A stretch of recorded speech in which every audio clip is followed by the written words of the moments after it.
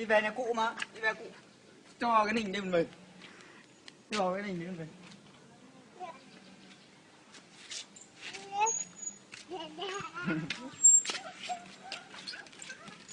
Nào, thế này.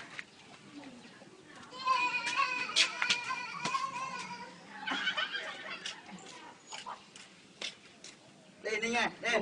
Đây ra kia con gà đây này, con gà đây này. Bập đây này. Bập đây này. Đây đi này, về ông Chi nhé. Về lội. Đây, lêu. Con gà đằng kia kìa, con gà đằng kia đi.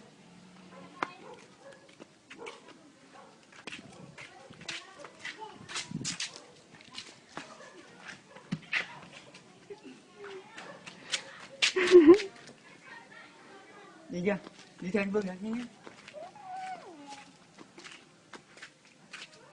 Nửa quay lại. Đi theo anh Vương đứng kia rồi mà.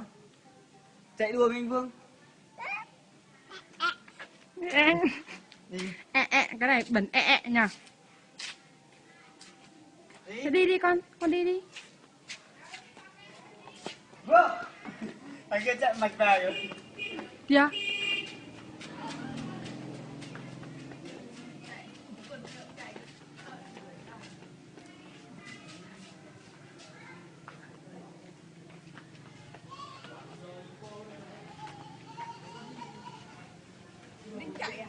Bạn chạy. Ôi tài nhỉ. Trông đậm biêu tím đen chán. Linh, hai con cho gà đi. bạn Linh ơi, hai con cho gà đi, ngồi ghế vào đây nè. cháu đang đi ra cụ đây.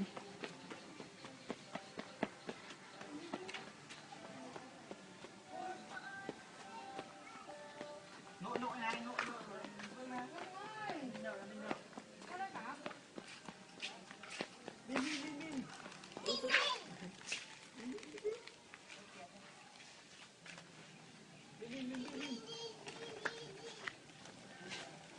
Gói thế.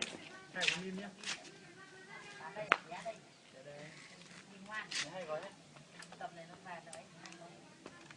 Đi đây mà.